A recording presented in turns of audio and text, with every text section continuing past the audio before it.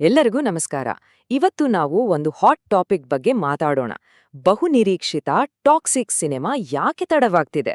ಈ ಒಂದು ಸುದ್ದಿ ಇಡೀ ಇಂಡಸ್ಟ್ರಿಯನ್ನೇ ಒಂದು ಕ್ಷಣ ಅಲ್ಲಾಡ್ಸ್ಬಿಟ್ಟಿತ್ತು. ಬನ್ನಿ, ಇದರ ಹಿಂದಿನ ಅಸಲಿ ಕಥೆ ಏನು ಅಂತ ತಿಳ್ಕೊಳ್ಳೋಣ.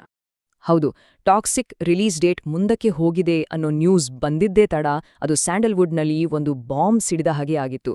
ಎಲ್ಲೆಲ್ಲೂ ಇದೇ ಚರ್ಚೆ, ಇದೇ ಮಾತು. ಯಾಕಿಂಗೆ ಆಯ್ತು ಅಂತ ಎಲ್ಲರೂ ತಲೆ ಕೆಡಿಸ್ಕೊಂಡಿದ್ರು. ಇದೇ ಪ್ರಶ್ನೆ ಎಲ್ಲರನ್ನೂ ಕಾಡಿದ್ದು.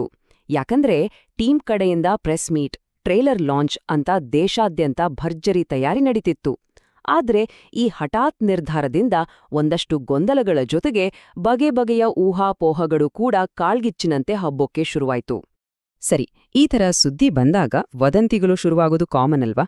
ಎಲ್ಲೋ ಹಾಗೇನೇ ಆಯ್ತು. ಎರಡು ಮುಖ್ಯವಾದ ರೂಮರ್ಸ್ ಹರಿದಾಡಿದ್ವು.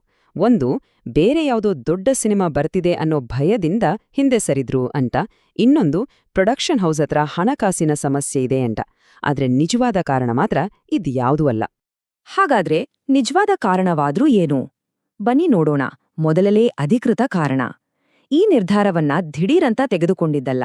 ಬದಲಾಗಿ ಸದ್ಯಕ್ಕೆ ಪ್ರಪಂಚದಲ್ಲಿ ನಡೆಯುತ್ತಿರೋ ಕೆಲವು ದೊಡ್ಡ ಘಟನೆಗಳಿಗೆ ಪ್ರತಿಕ್ರಿಯೆಯಾಗಿ ತೆಗೆದುಕೊಂಡಿರೋ ಒಂದು ಬಹಳ ಮುಖ್ಯವಾದ ಹೆಜ್ಜೆ ಇದು. ನಿಮ್ಗೆ ಗೊತ್ತಿರೋ ಹಾಗೆ ಸದ್ಯಕ್ಕೆ ಮಿಡಲ್ ಈಸ್ಟ್ ಮತ್ತೆ ಪ್ರಪಂಚದ ಬೇರೆ ಬೇರೆ ಕಡೆ ಯುದ್ಧದ ವಾತಾವರಣ ಇದೆ. ಇಂಥ ಅಸ್ಥಿರ ಪರಿಸ್ಥಿತಿಯಲ್ಲಿ ಒಂದು ದೊಡ್ಡ ಇಂಟರ್ನ್ಯಾಷನಲ್ ಸಿನಿಮಾವನ್ನ ರಿಲೀಸ್ ಮಾಡೋದು ಅಂದ್ರೆ ಅದು ತುಂಬಾನೇ ರಿಸ್ಕಿ. ಅದರಲ್ಲೂ ಟಾಕ್ಸಿಕ್ ಅನ್ನ ಹಾಲಿವುಡ್ ಮತ್ತೆ ಇಂಡಿಯನ್ ವರ್ಷನ್ ಎರಡರಲ್ಲೂ ಒಂದೇ ಟೈಮ್ನಲ್ಲಿ ರಿಲೀಸ್ ಮಾಡೋ ಪ್ಲಾನ್ ಇರೋದ್ರಿಂದ ಜಗತ್ತಿನಲ್ಲಿ ಶಾಂತಿಯ ವಾತಾವರಣ ಇರೋದು ತುಂಬಾನೇ ಮುಖ್ಯ. ಇದು ಒಂದು ಕಾರಣ ಆದ್ರೆ ಇದರ ಹಿಂದೆ ಇನ್ನೊಂದು, ಬಹುಶಃ ಇದೇ ಅತಿದೊಡ್ಡ ಕಾರಣ. ಒಂದು ಬೊಂಬಾರ್ಡ್ ಬಿಸ್ನೆಸ್ ಡೀಲ್ ಇದೆ. ಇದು ಹೆದರಿಕೆಯಿಂದ ತೆಗೆದುಕೊಂಡ ನಿರ್ಧಾರ ಅಲ್ಲವೇ ಅಲ್ಲ. ಬದಲಿಗೆ ಇದೊಂದು ಪಕ್ಕಾ ಬಿಸ್ನೆಸ್ ಸ್ಟ್ರಾಟಜಿ. ಹೌದು, ನೀವು ನೋಡ್ತಿರೋ ನಂಬರ್ ಸರಿ ಇದೆ. 150 ಕೋಟಿ ರೂಪಾಯಿಗಳು. ಈ ದೊಡ್ಡ ಮೊತ್ತವೇ ಈ ಇಡೀ ನಿರ್ಧಾರದ ಹಿಂದಿರುವ ಅಸಲಿ ಕಾರಣ. ಇದು ನಮ್ಮ ಭಾರತೀಯ ಚಿತ್ರರಂಗದ ಇತಿಹಾಸದಲ್ಲೇ ಒಂದು ಹೊಸ ದಾಖಲೆ. ಅಷ್ಟಕ್ಕೂ ಏನಿದುದು 11 ಕೋಟಿ? ಇದು ಟಾಕ್ಸಿಕ್ ಸಿನಿಮಾದ ಓವರ್ಸೀಸ್ ರೈಟ್ಸ್. ಅಂದ್ರೆ ನಮ್ ದೇಶದ ಹೊರಗೆ ಬೇರೆ ದೇಶಗಳಲ್ಲಿ ಸಿನಿಮಾ ರಿಲೀಸ್ ಮಾಡೋ ಹಕ್ಕಿಗಾಗಿ ಸಿಕ್ಕಿರೋ ದುಡ್ಡು. ಇದುವರೆಗೂ ಇಂಡಿಯಾದ ಯಾವ್ದೇ ಸಿನಿಮಾಕ್ಕೂ ಇಷ್ಟು ದೊಡ್ಡ ಮೊತ್ತದ ಓವರ್ಸೀಸ್ ಡೀಲ್ ಆಗಿಲ್ಲ. ಇದೊಂದು ಹಿಸ್ಟಾರಿಕ್ ಬಿಸ್ನೆಸ್ ಡೀಲ್. ಇದರ ಹಿಂದಿನ ಬಿಸ್ನೆಸ್ ಲಾಜಿಕ್ ನೋಡಿ, ತುಂಬಾ ಸಿಂಪಲ್.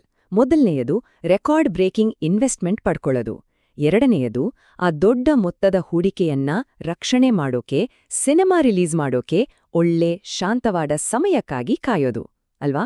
ಇಷ್ಟು ದುಡ್ಡು ಹಾಕಿದವರಿಗೆ ಆ ಭರವಸೆ ಕೊಡ್ಲೇಬೇಕಲ್ವಾ? ಆ ಬೃಹತ್ ವ್ಯವಹಾರವನ್ನು ಉಳಿಸಿಕೊಳ್ಳೋಕೆ ತೆಗೆದುಕೊಂಡ ನಿರ್ಧಾರ ಇದು. ಹಾಗಾದ್ರೆ ಭಯ ಅಥವಾ ವೀಕ್ನೆಸ್ ಅನ್ನೋ ಮಾತೆಲ್ಲ ಸುಳ್ಳು ಅಂತ ಗೊತ್ತಾಯ್ತು.